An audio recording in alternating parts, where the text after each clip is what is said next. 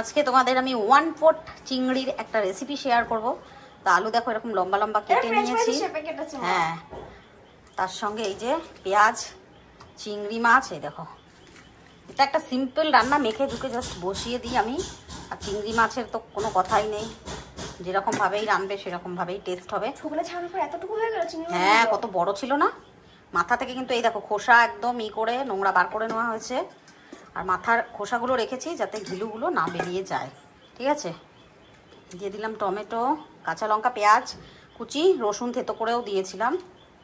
দাঁড়াও, এবারে মশলাগুলো অ্যাড করি। এবারে দিয়ে দিলাম আমার যেটা মশলা স্টোর থাকে, আদা রসুন জিরে লঙ্কা সমস্ত কিছু। ঠিক আছে, দিয়ে দিলাম নুন, দিয়ে দেবো হলুদ। এটাকে 1/4 রেসিপি, জাস্ট মেখে ঝুঁকে বসাবে আর দারুণ একটা মালাইকারি। মালাইকারি না, মালাইকারি এটা একদমই নয়, মালাইকারি একদিন করব। আর দিয়ে দেবো অনেকটা সরষের তেল, এখন দিলাম আর সরষের তেল আরো পরে দেবো। আচ্ছা মা, তোমার ওই যে ওই নুন রাখার ওটাকে একজন ডাব বলেছিল। ডাব নয়, এটা হলো পাইনাপেল, আনারস। খুব সুন্দর একটা সিরামিকের জার, দারুণ লাগে আমার। একটু কেয়ারফুলি এটাকে ইউজ করতে হয়। তো তাও খুব সুন্দরভাবে মেখে নেব। মেখে নিই আগে আমি। গ্যাসটা জ্বালিয়ে নিই এক হাতে, তো হ্যাঁ দেখো বসিয়ে দিলাম। সুন্দরভাবে কিন্তু একদম মেখে নিয়েছি। সাবধানতা অবলম্বন করতে হবে, কারণ এগুলো এই যে ইন্ডিয়ান মম, ঠিক আছে, গ্যাস জ্বলছে আর তাও এখানে একটু জল, আমার আলু রয়েছে যেহেতু, আর চিংড়ি মাছ থেকে তো জল বেরোবেই, কিন্তু আলুটা তো সেদ্ধ করতে হবে। তো এইভাবে লিডটা দে, ঢাকনাটা জাস্ট মেখে ঝুঁকে এই যে বসিয়ে দিলাম। নামানোর আগে আবার সরষের তেল অ্যাড করবো। লোটা মাছের মতো দেখাচ্ছে, হাত এদিকে আমার উতরে উতরে পড়ছে। আর চলো একবার আমার 1/4 মাখা ঝাঁকা চিংড়ি চেক করা যাক কত দূর হলো।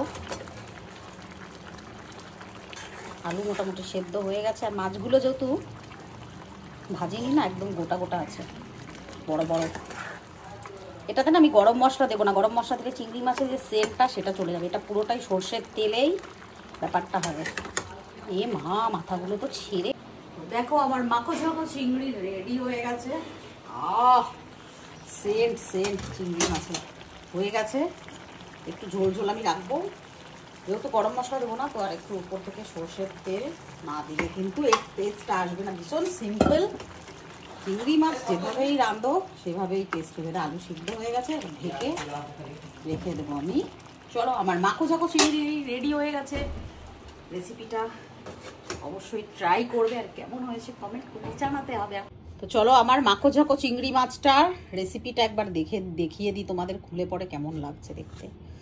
ওয়াও, দেখতে পাচ্ছ কি দারুণ দেখতে হয়েছে। চিংড়ি মাছগুলো পুরো তাকিয়ে আছে। এই দেখো,